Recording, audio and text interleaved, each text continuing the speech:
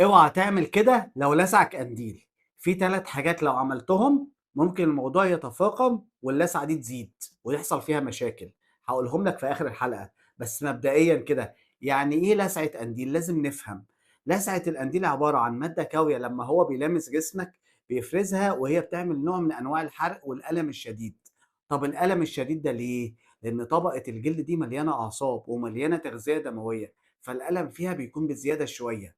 مش عادي، لأ بيبقى ألم مُبرِح شوية.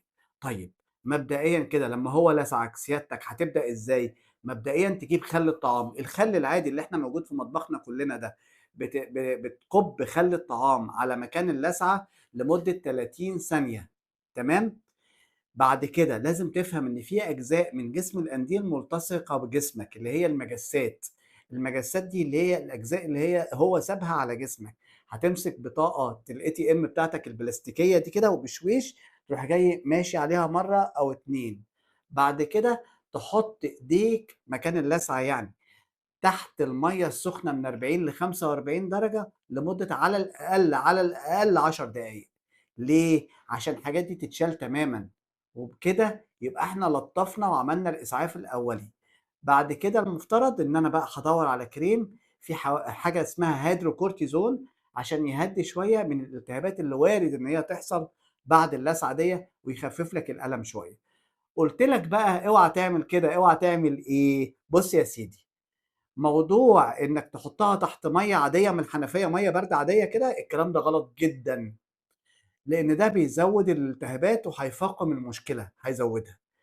بعد كده في ناس كمان لمّا بتتلسع بتهمل، وفي ناس تقول لك إيه، حُط معجون سنان، الكلام ده كلّه كلام غير صحيح بالمرّة، ما فيش حد يعمل الكلام ده كلّه. في ناس بقى تمسك الرملة وتقعد تدعك، صباح الالتهابات يا عم الحاج. بلاش الكلام ده كلّه يا جماعة، هي درجات. رقم 1 الخل عشان يعادل المادة الكاوية اللي حصلت ديّة ويهبّط الدنيا شوية. بعد كده المَيّة السخنة اللي إحنا قُلنا عليها. بعد كده نستعمل أي كريم يلطّف الموضوع ويهدّي الالتهابات. في بعض الحالات الشديدة بنلجأ لإن إحنا نشوف دكتور علشان بيبقى في نوع من أنواع الالتهابات بشكل زيادة وحساسية مُفرطة، وبالتالي لازم دكتور هنا يتدخّل ويدّي حضرتك مستحضرات معيّنة وأدوية معيّنة تهدّي الدنيا شوية. وغالبًا 90% من اللسعات بتبقى عادية ونقدر نتعامل معاها بالطريقة العادية في بيتنا، ما فيش مشكلة.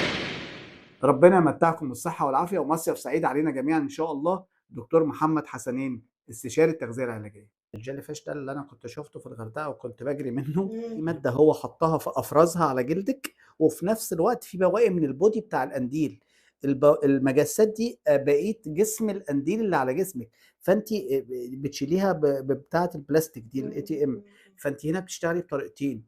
عشان كده هو بيقول لك إيه، حُط مَيّة سخنة من 20 ل45 دقيقة. برضه ده كلام مش عملي.